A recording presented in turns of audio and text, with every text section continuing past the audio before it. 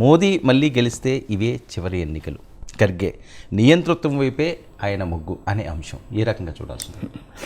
అంత సులభం కాదు. మన దేశంలో ఎన్నికల్ని ఆపే అంత సిచ్యువేషన్ ఉంటుందని అనుకోను. ఎందుకంటే ప్రపంచంలో అనేక ప్రజాస్వామిక రాజ్యాంగాలు విఫలమైన భారతదేశ రాజ్యాంగం నిలబడింది.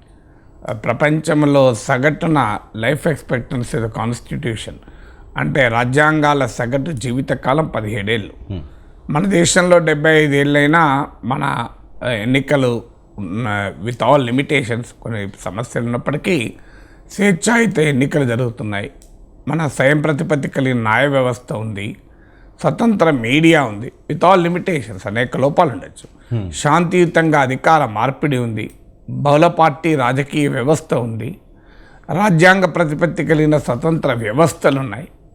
సో ఇవన్నీ ఉన్నప్పుడు ఎవరు ప్రధానమంత్రిగా మళ్ళీ గెలిచినా ఎన్నికల్ని ఆపేసే అంత సీన్ ఉంటుందని అనుకోను.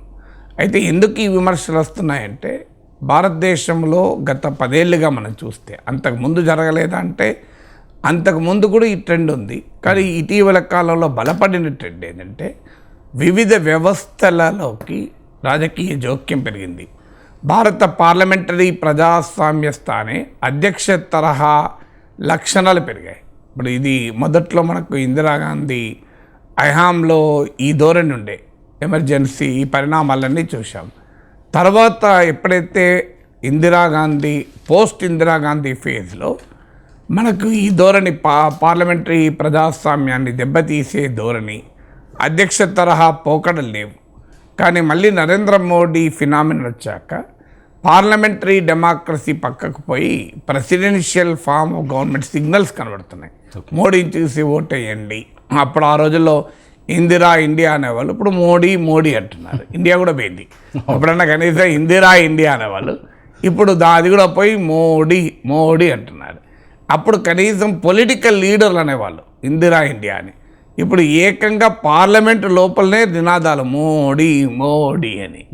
సో అందువల్ల ఇక్కడ దైవం దగ్గర కూడా మోడీ, ఇప్పుడు మోడీ నామస్మరణే పెరిగిపోయింది. జై శ్రీరామ్. ఇది భారత ప్రజాస్వామిక రాజ్యాంగం అంగీకరించదు. భారత రాజ్యాంగం పార్లమెంటరీ డెమోక్రసీని అందిస్తుంది, ఏక వ్యక్తి పాలన ఎప్పుడు కూడా అంగీకరించదు. ఇది నేను చెప్పడం కాదు, వాజ్పేయి వర్సెస్ అద్వానీ అని లోహ పురుష్, వికాస్ పురుష్ అని ఆ రోజుల్లో పెద్ద చర్చ బీజేపీ వాళ్ళే నడిపారు. ఆ వాజ్పేయి వికాస్ పురుష్ అని, అద్వానీ లోహ పురుష్ అని. ఇప్పుడు మళ్ళీ అదే ధోరణి, మోడీ వికాస్ పురుష్, అమిత్ షా లోహ పురుష్ అని.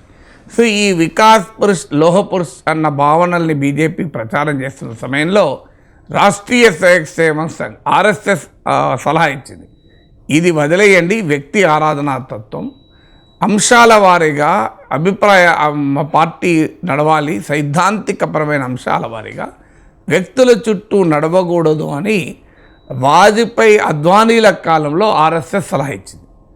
అప్పుడు సలహా ఇవ్వగలిగింది ఆర్ఎస్ఎస్. ఇప్పుడు ఇచ్చే పరిస్థితుల్లో ఆర్ఎస్ఎస్ కూడా లేదనుకుంటాను. ఎందుకంటే మోడీ అమిత్ షా ద్వయం ఆర్ఎస్ఎస్ కన్నా బలోపేతమయ్యారు. సో అప్పుడు కనీసం ఆర్ఎస్ఎస్ కూడా intervene and tell towering leaders అయిన వాజ్పేయి అద్వానీలకు కూడా ఈ ధోరణి మంచిది కాదు, ఈ వ్యక్తి ఆరాధనా తత్వం చెప్పగలిగారు. ఇప్పుడు ఆర్ఎస్ఎస్ చెప్పే స్థితిలో కూడా లేని రాజకీయ వాతావరణం కనబడుతోంది.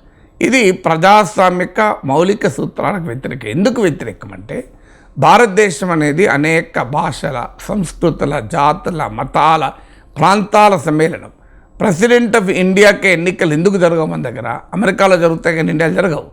ఇండియాలో పార్లమెంట్ సభ్యులను ఎన్నుకొని మనం ఆ పార్లమెంటు సభ్యుల్లో మెజారిటీ ఎవరికి వస్తే వారు దేశ ప్రధాని అవుతారు.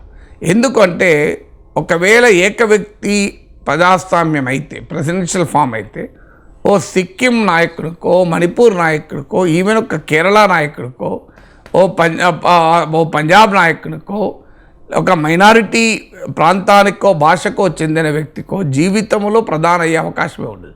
ఇప్పుడే కావడం లేదు. మీరు ఇప్పుడు ఏ ఈశాన్య రాష్ట్రానికి చెందిన వ్యక్తి అయినా అసలు దేశ ప్రధానికి కాగలుగుతున్నాడా? సౌత్ ఇండియన్స్కే దేశ రాజకీయాల్లో ప్రాధాన్యత లేదు.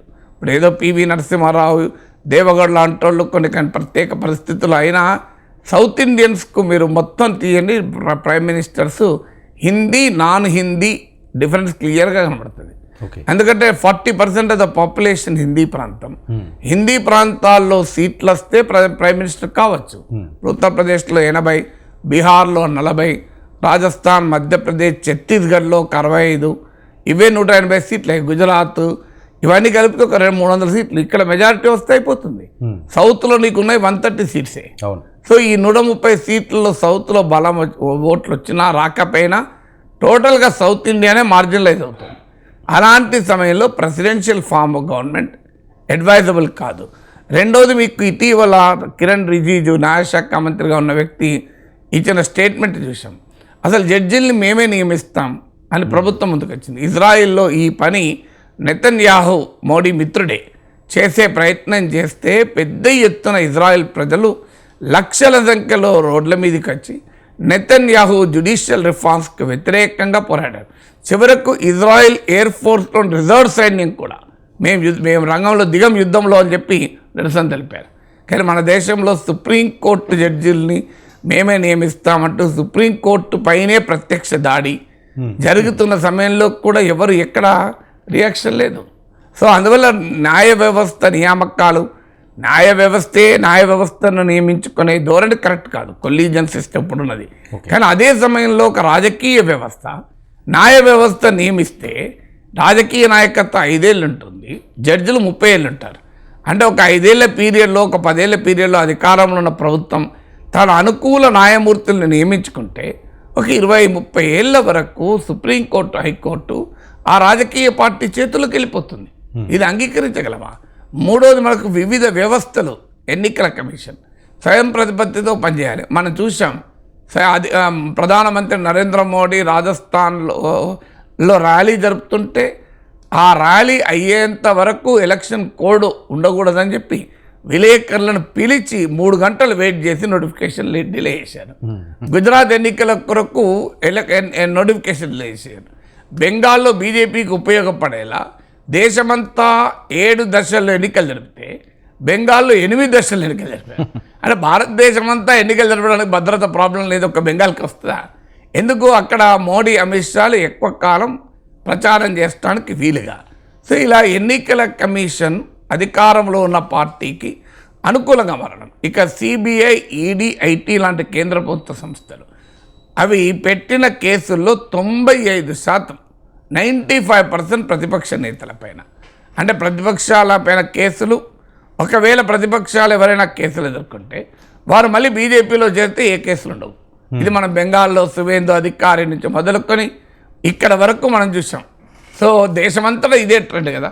ఎవరు అధికారం, ప్రతిపక్ష నేతల కేసులు పెట్టడం, మోడీ లేదా ఈడీ, నువ్వు ఎటో తేల్చుకో, నీకు మోడీ కావాలా, ఈడీ కావాలా. ఓకే. సో ఆ దశకు కేంద్ర ప్రభుత్వ సంస్థలు, పార్లమెంట్ చూడండి, అసలు ఆశ్చర్యం వేస్తుంది.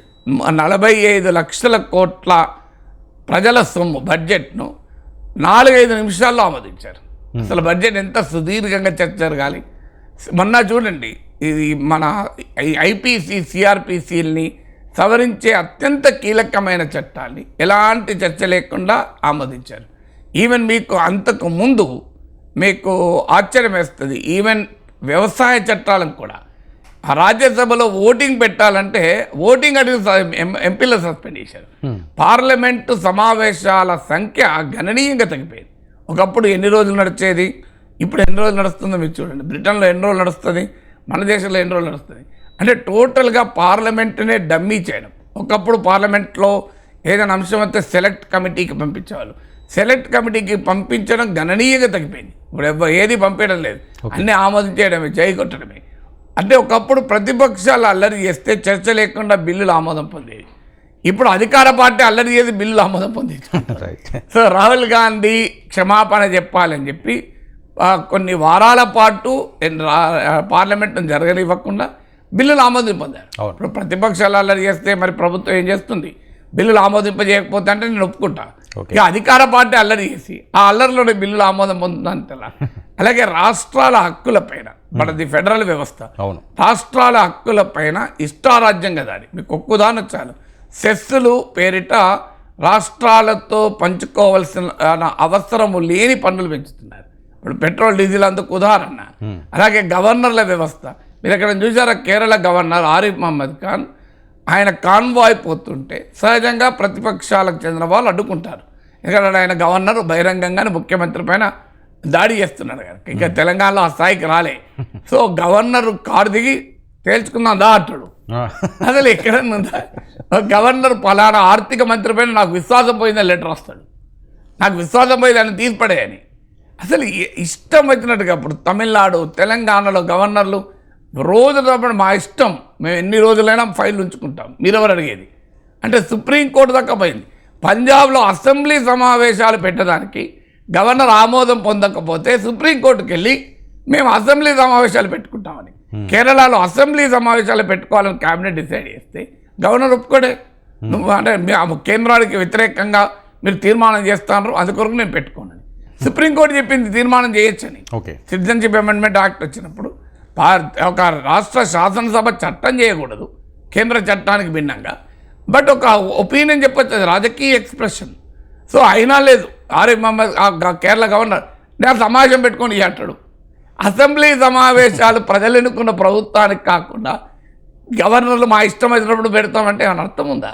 ఇప్పుడు ఫిరాయింపు చట్టం మీకు సుప్రీంకోర్టులో జరుగుతున్న మహారాష్ట్ర ఎపిసోడ్ ఇంత బ్లేటెంట్గా ఆఖరికి ఆర్మీని కూడా పొలిటిసైజ్ చేయడం, ఆర్మీని కూడా పొలిటిసైజ్ చేసే ట్రెండ్ మన దేశంలో జరుగుతున్నది. సో ఇవన్నీ కూడా డెఫినెట్గా ప్రజాస్వామ్యంలో చాలా ప్రమాదకరమైన ధోరణులు. చివరకు రాజ్యాంగాన్ని మార్చేస్తే మీ రాజ్యాంగమే పనికిరాదు, రాజ్యాంగంలో సెక్యులరిజం అనేది ఉండకూడదు, రాజ్యాంగంలో సోషలిజం అనేది ఉండకూడదు, అసలు రాజ్యాంగాన్నే సమూలంగా మార్చిపెట్టే రాజ్యాంగం తీసి కొత్త రాజ్యాంగం వస్తా అనే దశకి వచ్చింది. అది ఈ స్టేట్మెంట్లో చివరి ఎన్నికలనే అనం, కానీ ధోరణులు మాత్రం చాలా ప్రమాదకరంగా ఉన్నాయన్నది నిజం.